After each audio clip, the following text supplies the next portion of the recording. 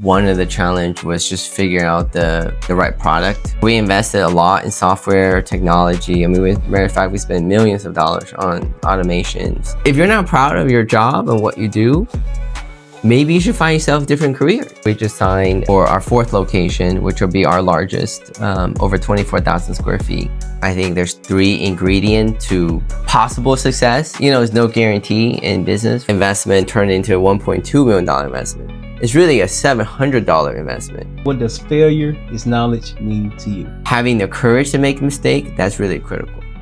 As long as your mistake is not like critical and catastrophic, it's okay. So, Bo, again, thank you for coming on to excited to come on. Yeah, I appreciate it. Freeze Knowledge Podcast for the 2nd time. So I appreciate it. So I got one question for you. Sure. Why Mango Space? You know, I've always just enjoyed supporting entrepreneur, small businesses, you know, and, you know, this was a great platform for us to be able to support the local economy. And then we get just such a wide range of different small businesses, entrepreneur that we can support, give them a platform, an opportunity to hopefully build their business. Yeah. So this is our 2nd time having the conversation. I really appreciate you for your patience and understanding. No problem. And it's really understanding that as you're going through the journey, you're not going to have everything figured out. But when you figure everything out, everything starts to come together because you're figuring it out now. Yeah. When you start to put Mango Space together in community and build the community that you have now of local entrepreneurs, what was your biggest challenge in the beginning of the journey?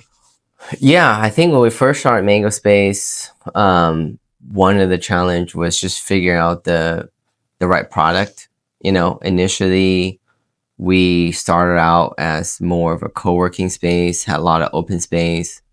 We thought maybe we would offer desk memberships and things like that. And I don't know, maybe because of COVID, right? And after COVID, people just didn't want to sit next to each other. You know, maybe like Florida people are different. I think co-working did really well in New York and like maybe Atlanta. But I think out where we are, people didn't really want to sit next to each other. They wanted more privacy, you know, and, you know, a lot of people are doing sales. They wanted like their own space, right? And I think also because we build this 1-person private office at a really reasonable price, because our co-working membership was like $250, $300, and then our private office is only like $500. So a lot of the people came to us, took the private office, you know, so we end up having to pivot.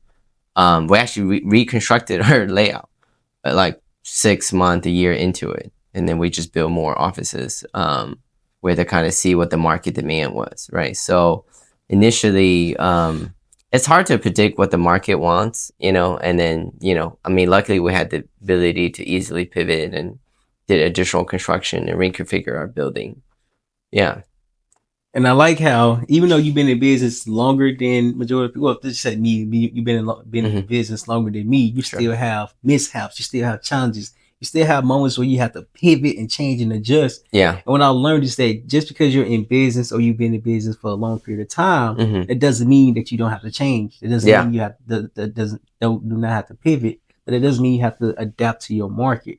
Absolutely. It seems like you have prior experience before the Mango Space, which was the Penguin Insurance, right? Right. Yeah. So before the Mango Space, like what was your the lessons that you learned from the Penguin Insurance? Yeah. You know, running Penguin Insurance, you know, we grew it from 1 office to 125 offices in California, and we had over 80 employees in the Philippines, 35 in the US.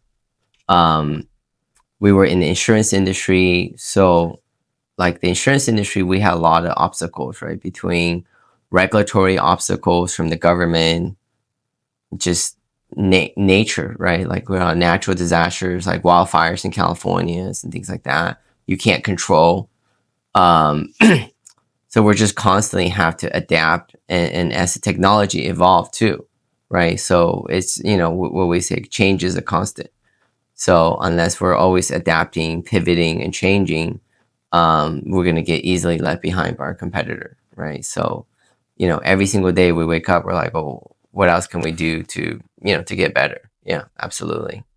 as I walk around the Mango space Mhm. and I'm looking at the walls, the pictures on the walls, Sure. there, everybody that's in the office space of your community, everyone is different, yet the community aspect is really important. Mhm. On our first podcast, when microphones went dead, Sure. you mentioned that you was over. What did you say? You was helping too much, but the terminology you use, you say helping too much. It Yeah. was what was it? I think because after selling Penguin Insurance, looking back, we supported Supported like too much. Yeah. 125 members. They're Mhm. all entrepreneurs, right? And looking back after selling the company, we realized we like over supported our members.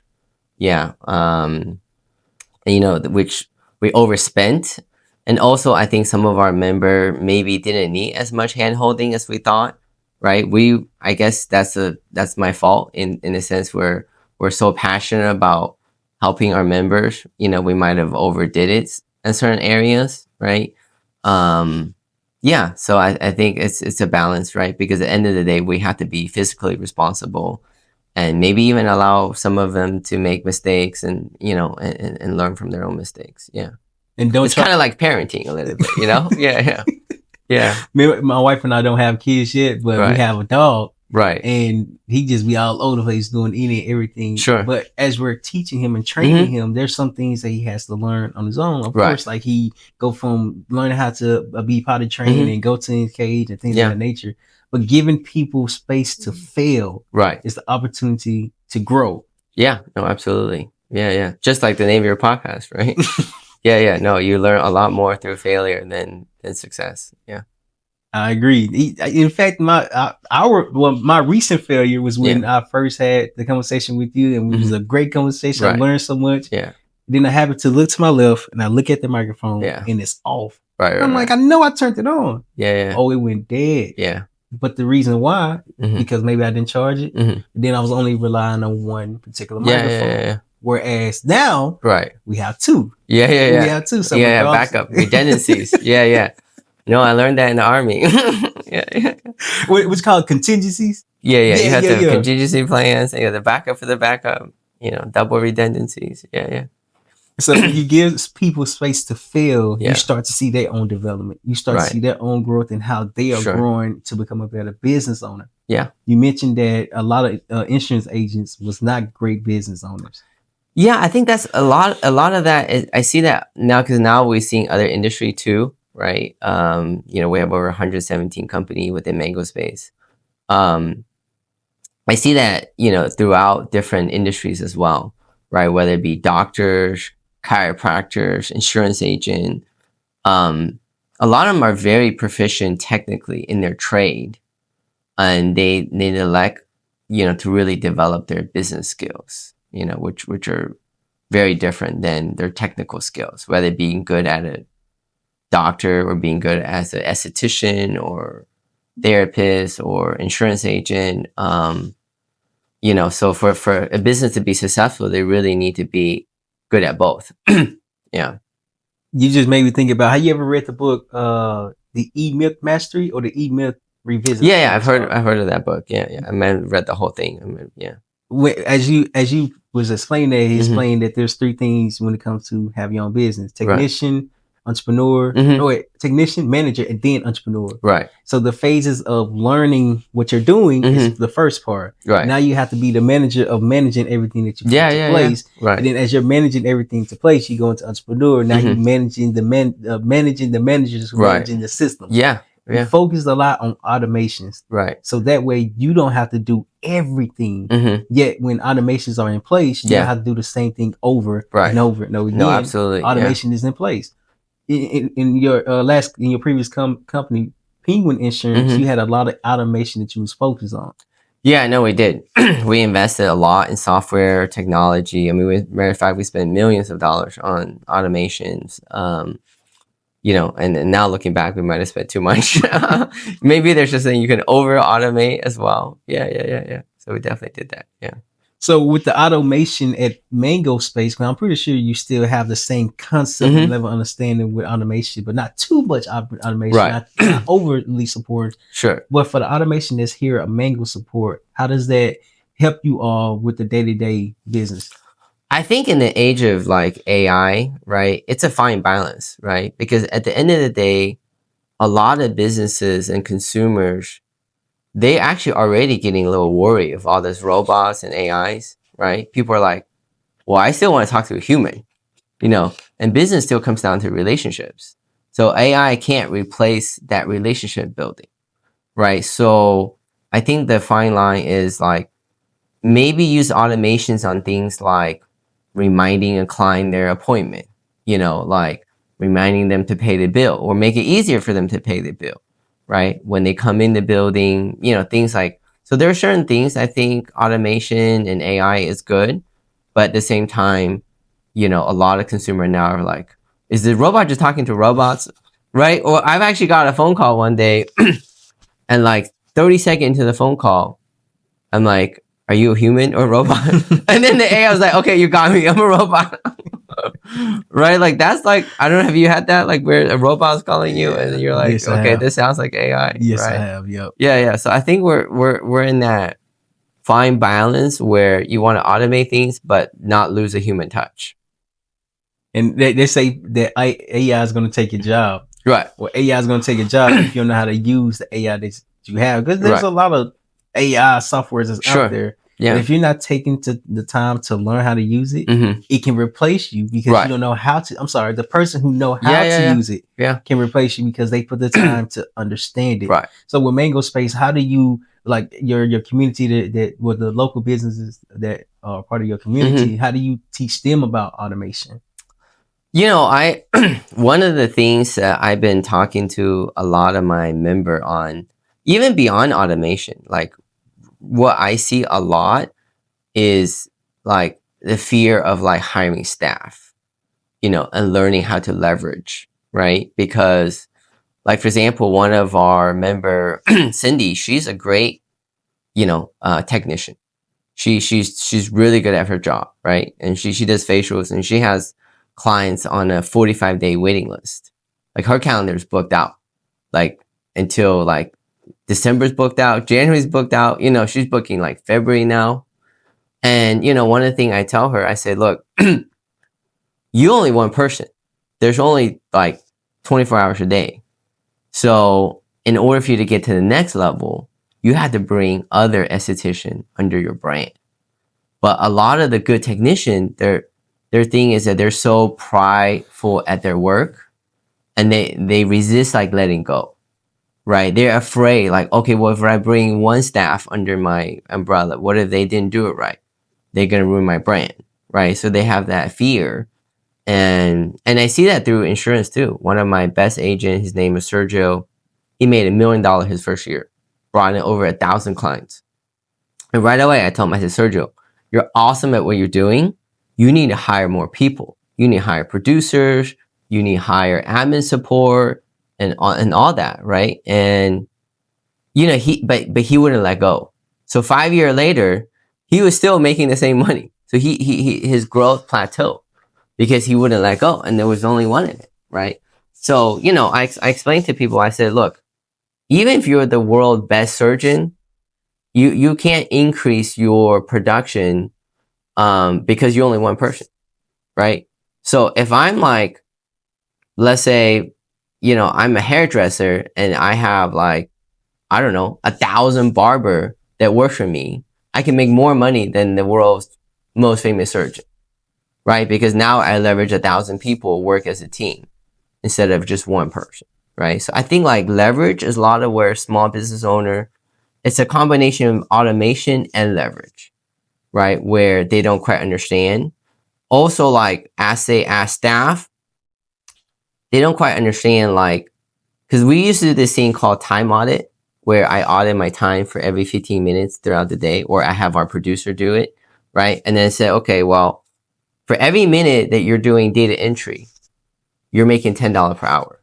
Because I can hire someone in the Philippines to do that remotely for $10 an hour, right? Maybe when you sell an insurance policy, building a relationship, you're making $300 per hour or $500 per hour.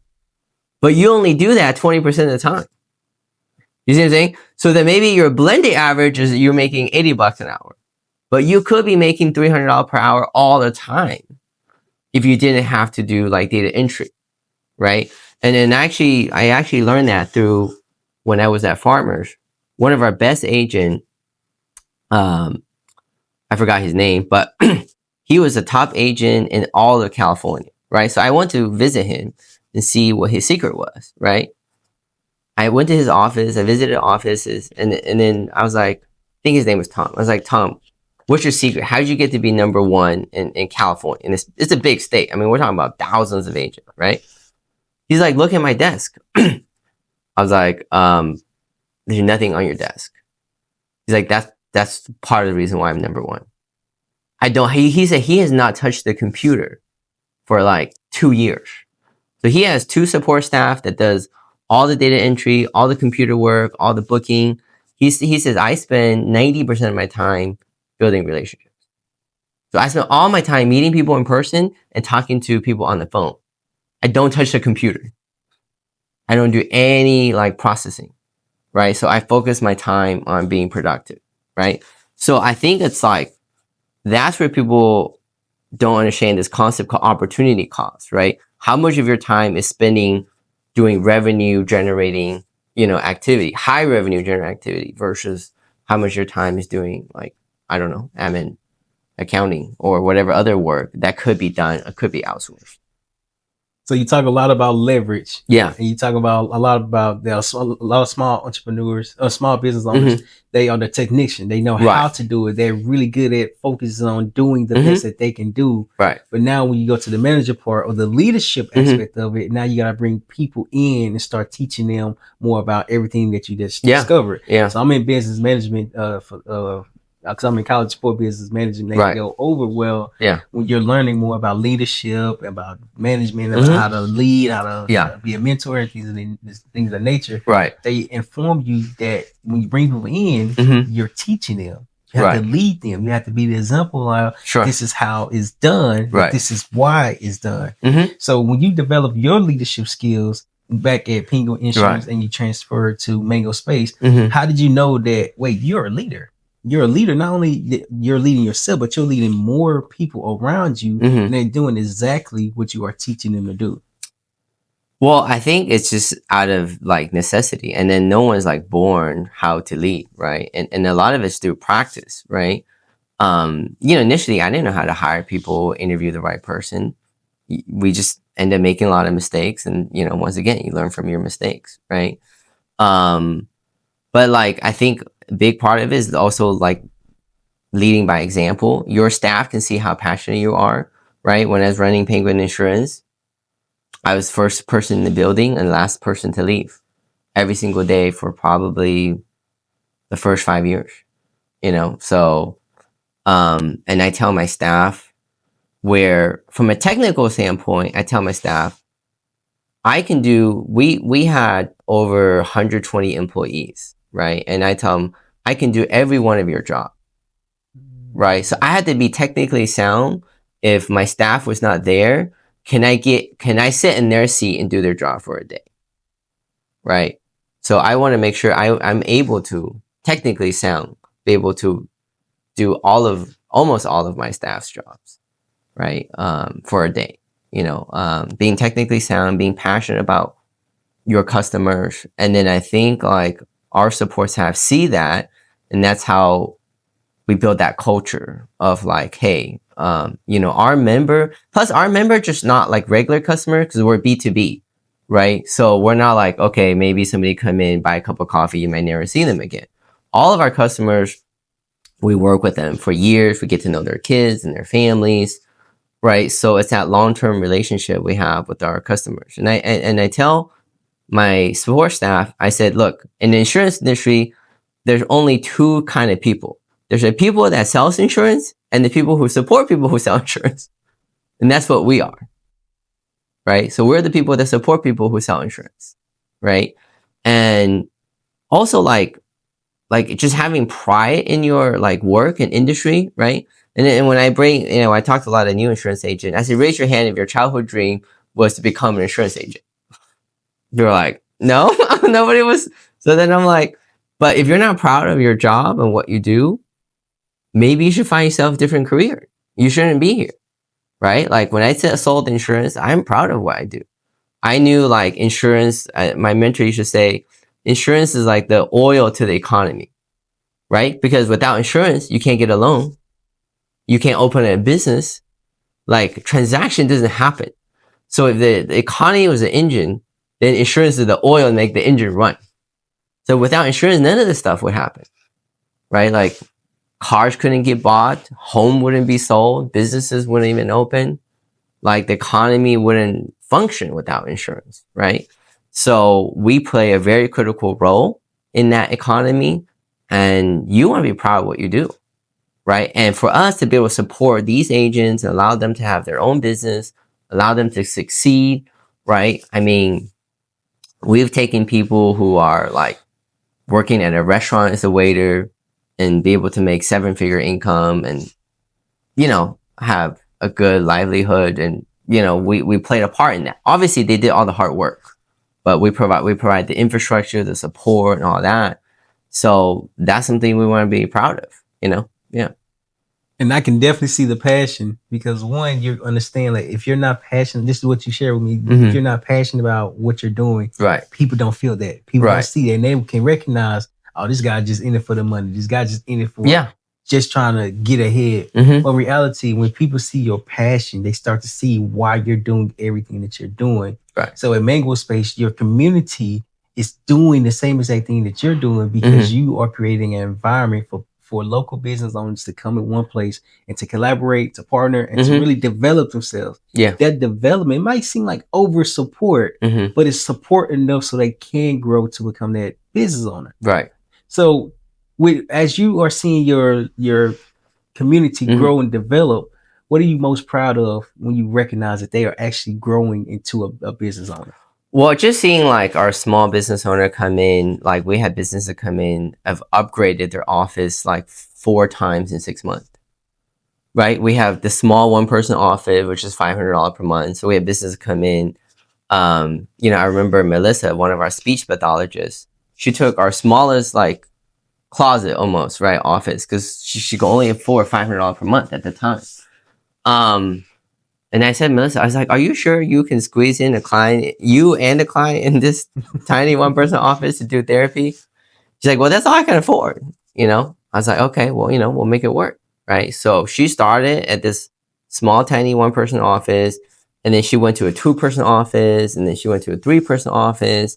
Today, she took like one of my largest offices and then, brought on staff and then grew from that. Right. So just to be able to see our member. And we even had a member that outgrow Mango Space altogether. We had another business that started with a 2-person, went to a 4-person, went to a 6-person, and now they need even a bigger building. It's like they graduated, and then we had a, farewell party, and we send them off, right? And think of it like they went to the Mango Space University, and then now they graduated and they moved on. They've gone so big where they've outgrown like what Mango Space, can offer, because now they needed their own building. Now they have their own building now, but it all started in Mango Space in a tiny little 1-person office, right? So people provide that ecosystem, allow people to do that and blossom and grow, and see them and be there, and also be able to see like, hey, like our flower shop is like working with a therapist, and the therapist is working with a psychologist, and they're working with their concierge doctor. And be able to see like that ecosystem of business, be able to support each other and do business with each other, is really rewarding. Wow. And I definitely see it, especially walking around and just seeing the stories that's on the wall, the stories that's in the offices. It's the community from the starting point, from the launch pad. Then when you start to launch and grow, you start to see things that wasn't there. You start to see your development. And when the Mango Space not only create the opportunity for others to grow, but you are leading by example, because y'all are working on developing a new facility, right? Yeah. Over there in, I don't know, hold on. In West Shore, yeah. West Shore, yep. Yeah. So we just signed for our 4th location, which will be our largest, over 24,000 square feet. I think it's 4 minutes from the International Plaza and the International Airport. It'll be a new concept in Tampa Bay. It will have industrial like warehouse micro warehouse that's ranging from 100 square feet to 500 square feet. But in the same location, it will have premium office space, as well as event space, conference rooms, content studio. We'll have some of our amazing amenity like full swing golf range and things like that. Want to bring like that in a new concept to Tampa. 1 second, hold on. About to turn it off and turn it back on.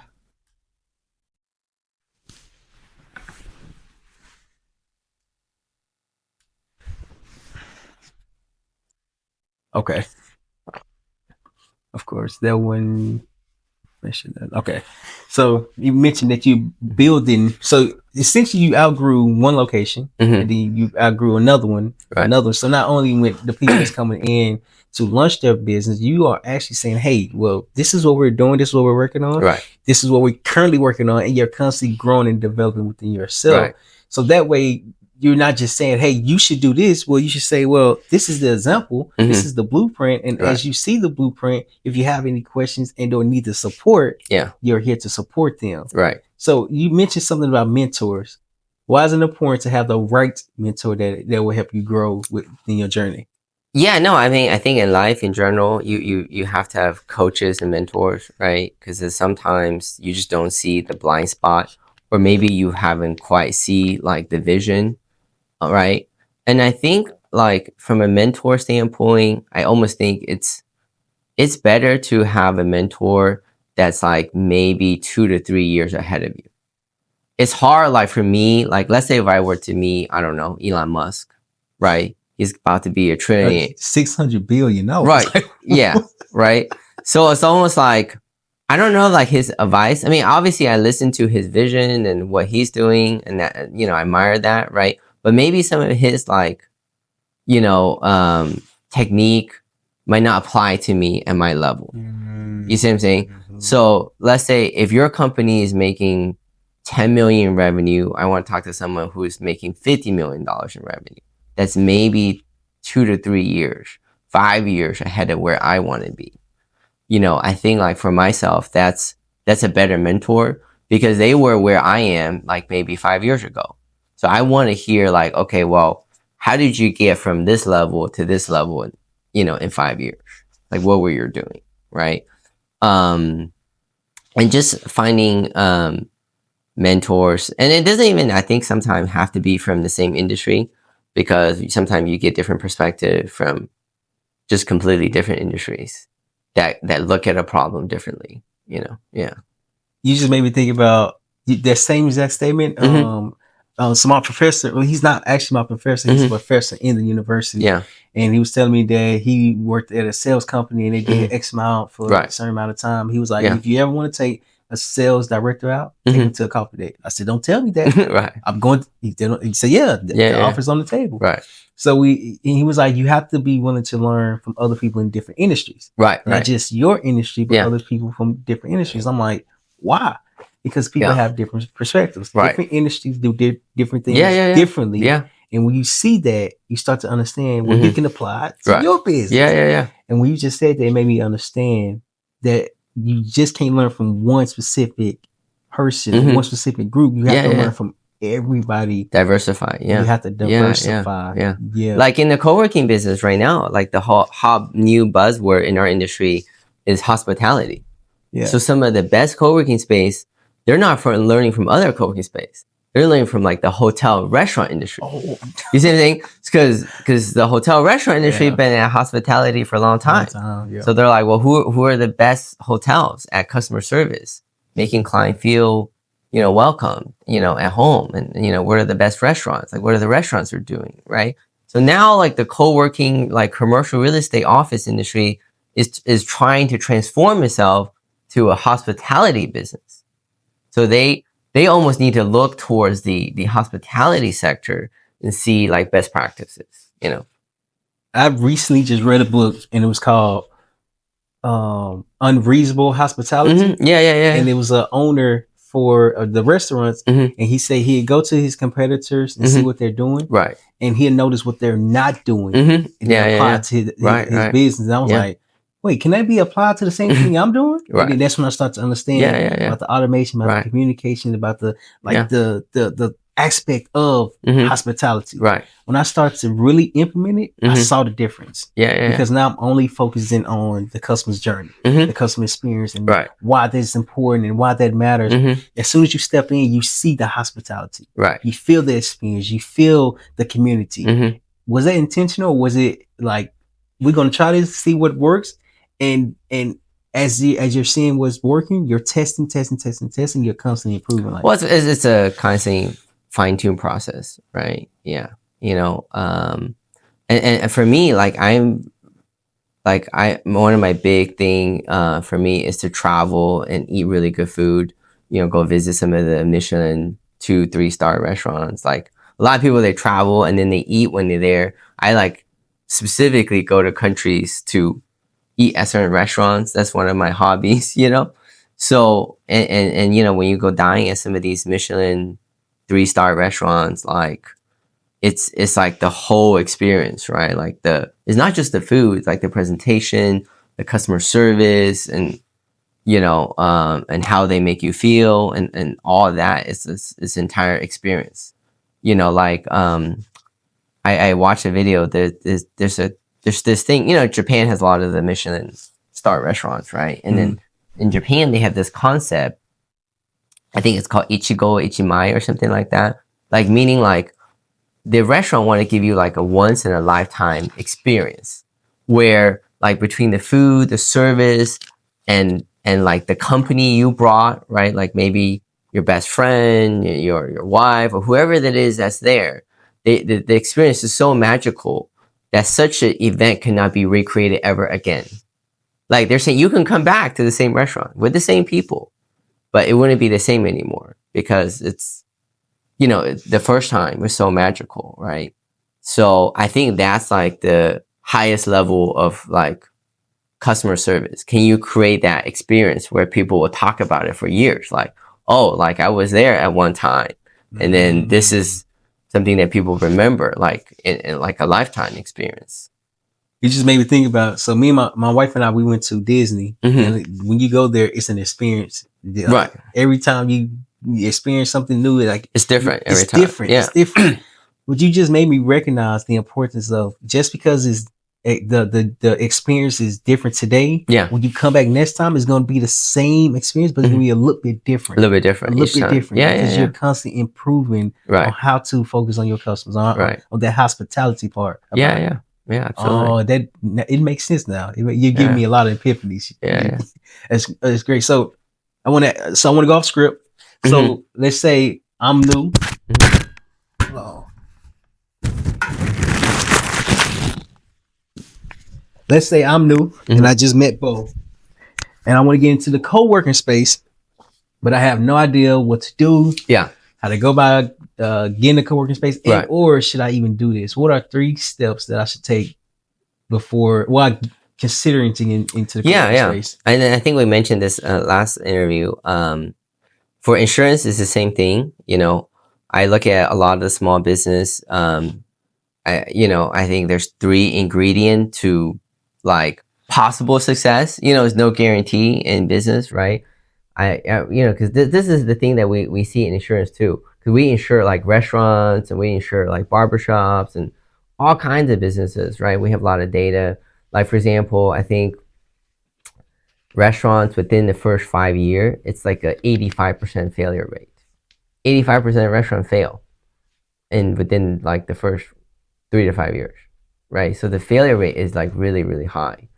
So from our experience, some of the ingredients I tell my agent is like, 1, you have to have, to start like an insurance business, for example, it doesn't require like $1 million, right? It's low capital, but they don't realize you still have to have enough money where you can't expect to make any money in the first like year, right? You have to be able to reinvest. So the first question I ask my agent is like, well, how many months can you go without a paycheck? Are you prepared, to go without a paycheck, right? On the co-working side, obviously it's more expensive, right? Like to sign like typically we're signing a 10-year lease, and then to do renovation, we're talking about millions of dollars to renovate, a building, right? So it's definitely very heavy capital upfront So you have to have some capital in order to get into the co-working business.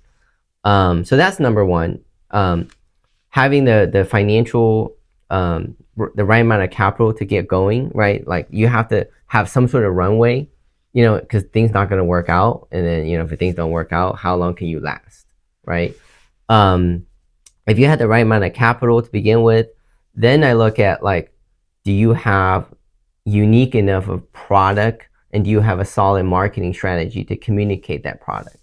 Do you have a USP, unique selling proposition, right? The same thing to my agent. There's like 70,000. Do you know that in California there's 70,000 insurance agents? No, I did not. And auto home, in my industry, there's 70,000 of them.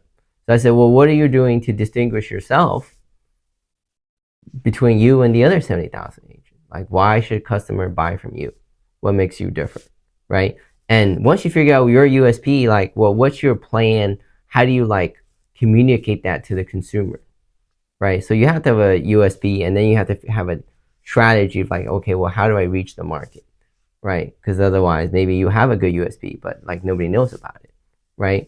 Then from there, I think you have to have some technical skills, obviously, since in the beginning you don't have a lot of employees, right? So I've seen the situations where like the investor has a lot of money, a lot of resource, they have a great marketing plan, but they have no technical skills, right? And they say, oh, we'll just hire like somebody who's really good at doing insurance. I'm like, okay, well, what happens if that person quits, right? And how can you really manage someone doing something that you have no knowledge of, right? So it's difficult, like for me, like to manage someone like in an industry that I know nothing about, right? So I believe like the founder have to have some like technical skill in that industry too, to at least to lead the people that they're going to hire, right? So I think between some initial technical skill, solid like product and marketing strategy, and some financial backing, those are like the 3 ingredients for potential success. So I need to have finances. I need to have capital just so you I have to have can. some capital. Okay. Yeah. I have to know what I'm doing Right. for that, and then I have to have the unique selling proposition. Mm-hmm. Okay. Yeah. This conversation today is a lot different than the first one because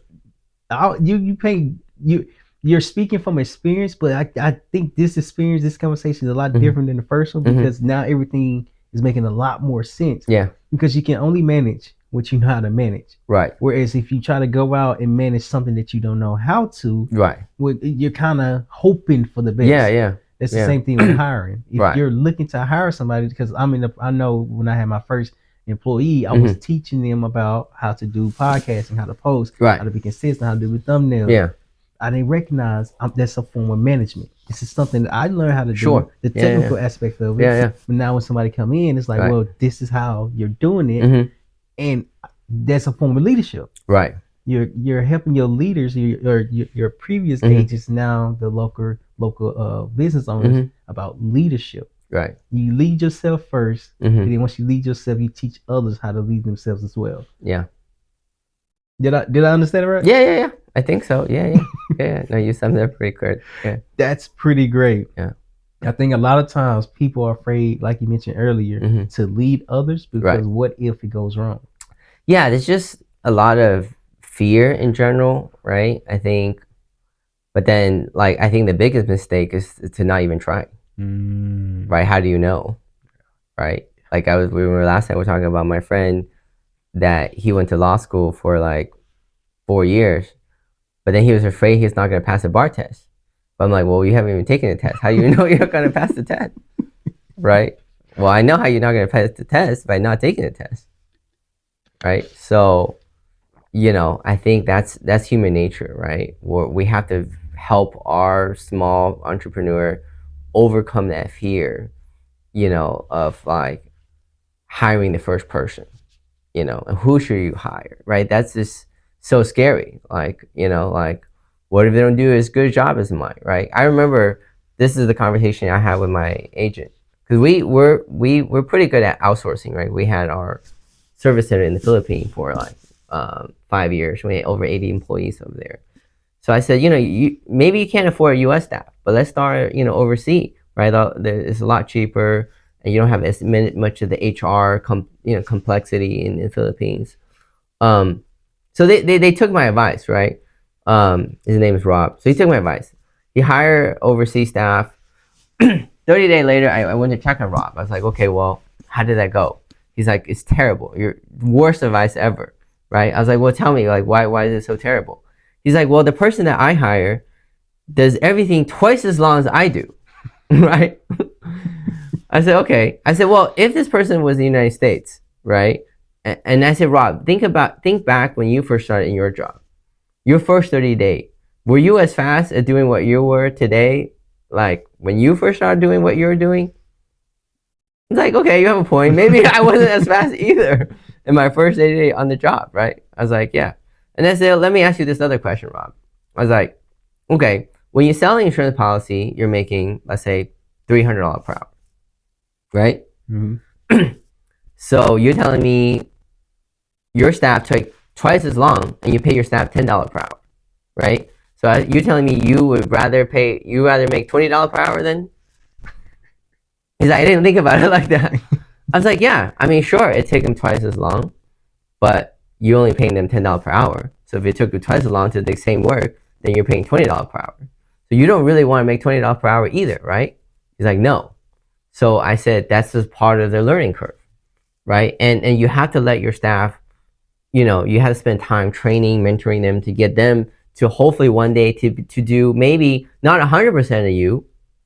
Maybe one day in 6 months, a year, they could do 70% of what you do, right? But they'd be doing it at $10 per hour so that you can take your time to do more important things. So that's where like people are like, oh, okay, maybe they don't need to be perfect. Maybe they don't need to be as fast as I am, right? It's like, but most entrepreneurs have that perfectionist. Like everything has to go right. Everything has to be exactly what I'm doing. And they don't realize that it doesn't have to be like that. That's one thing that I learned because I was working with the woman I was working with. She was from the Philippines, if I'm not mistaken. Yeah. And as I was working with her, like she would do everything with the YouTube and Right. with the thumbnails, description, and then upload on social media.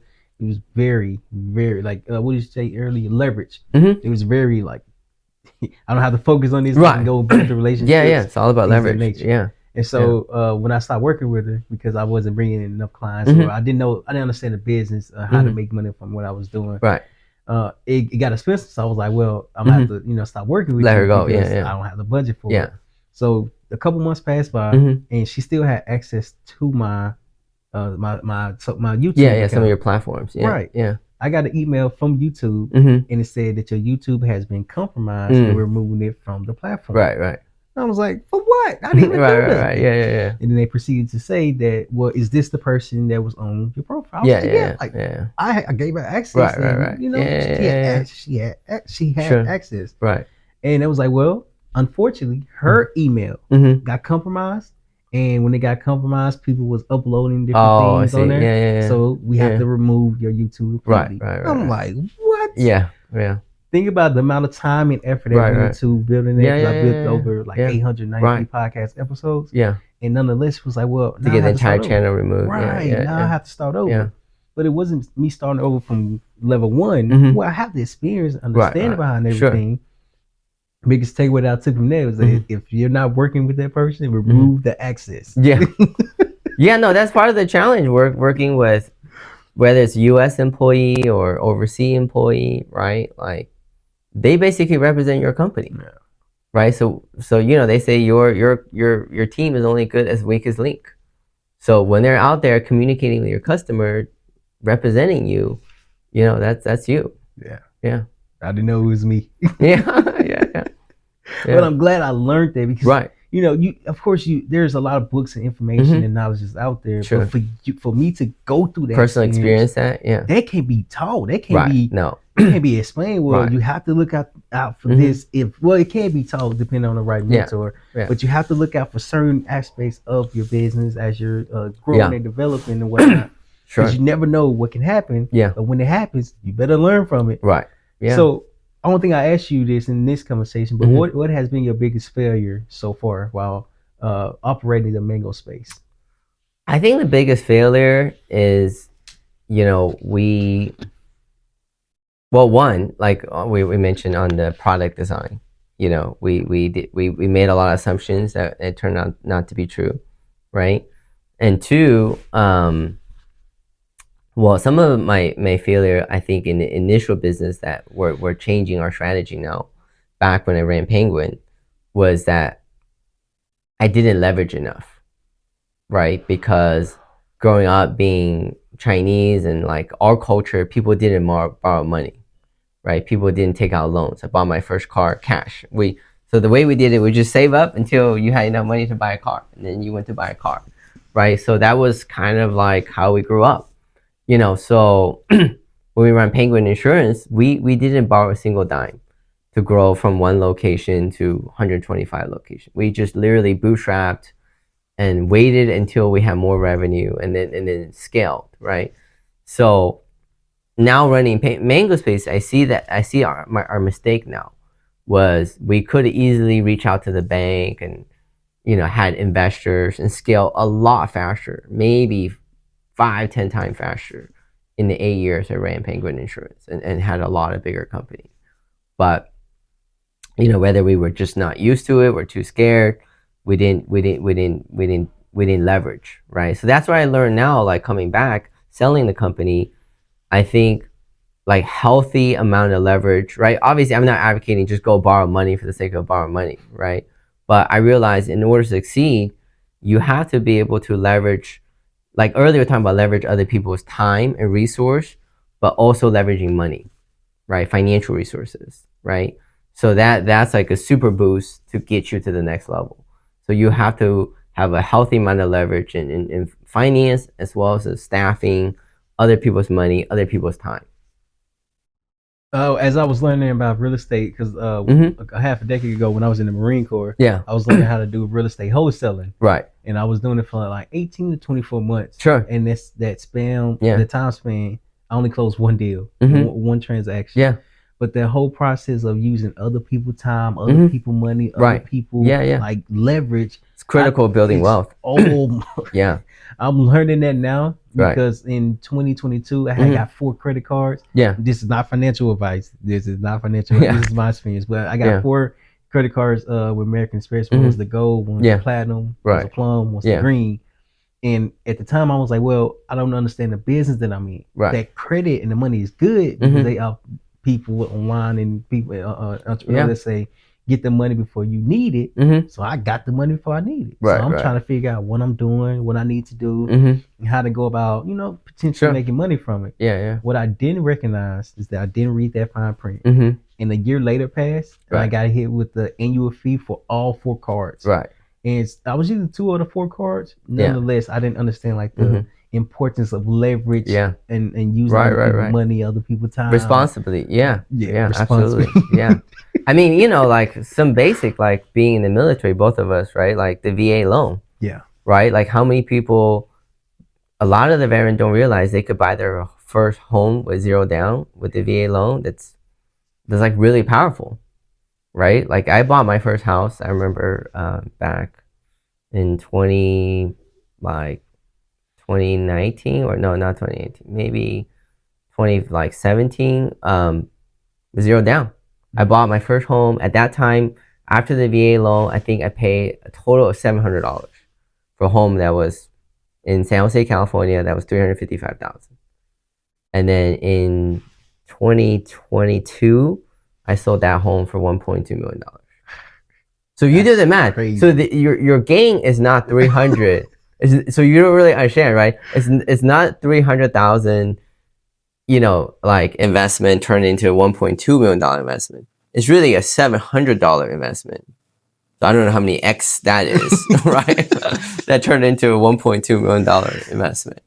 I got a similar, so not necessarily 1.2, but we bought the house during COVID in 2020. Right. And it's for $290. Yeah. And 2 years passed, 2022, we sold the house for $375 or $390 because we with the VA loan. With the VA loan. Oh, okay. Yeah. 0 down. Yeah. 0 down. Didn't have to put no money. Didn't have to put 10% down at closing. Didn't have to do none of that. We came in with nothing. Of course, you got to pay monthly. Right. Yeah. As it's going down, when you sell it, we sold the house for $100K more. Yeah. And it was like, Right. We didn't even do anything. Right. Exactly. Yeah. Maybe we bought it at a good time, but it's like we didn't even do anything. So that's leverage, you know? Oh, yeah. Oh, that is leverage. Right. Yeah.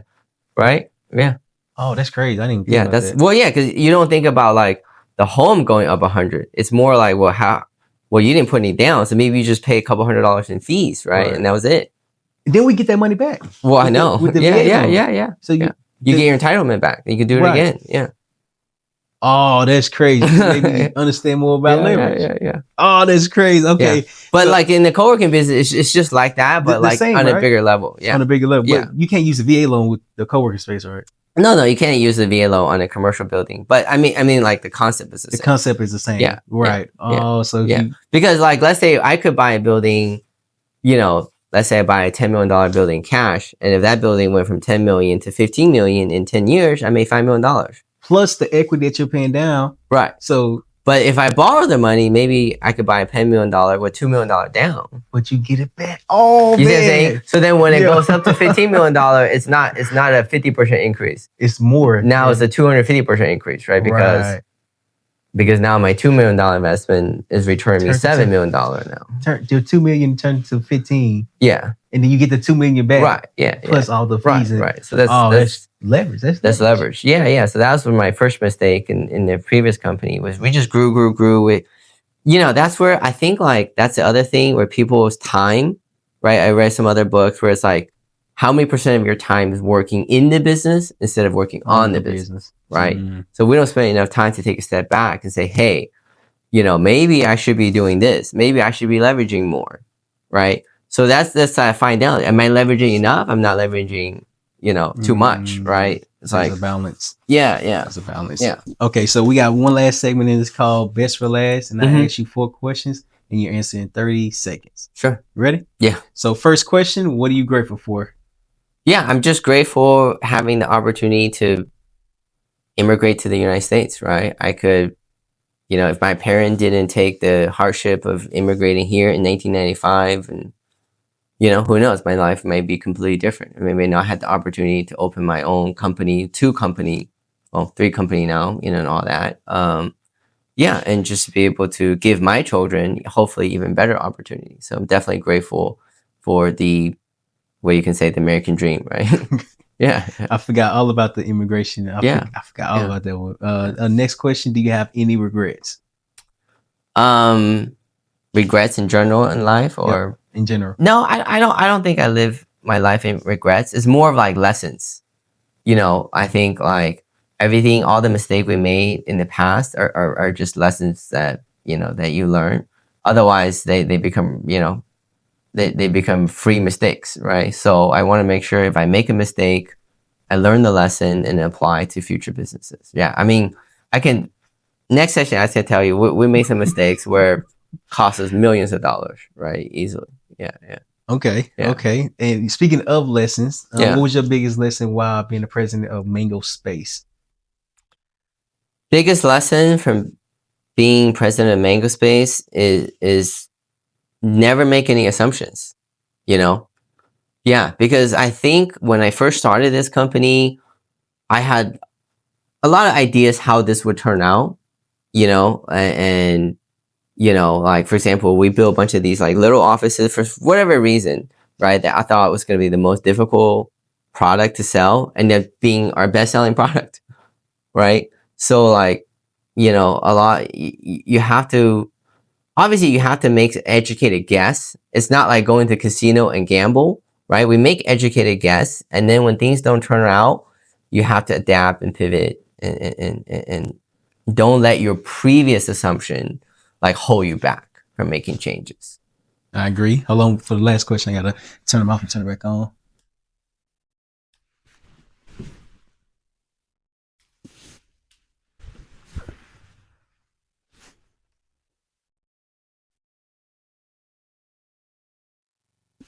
Okay. Last question. What does failure is knowledge mean to you?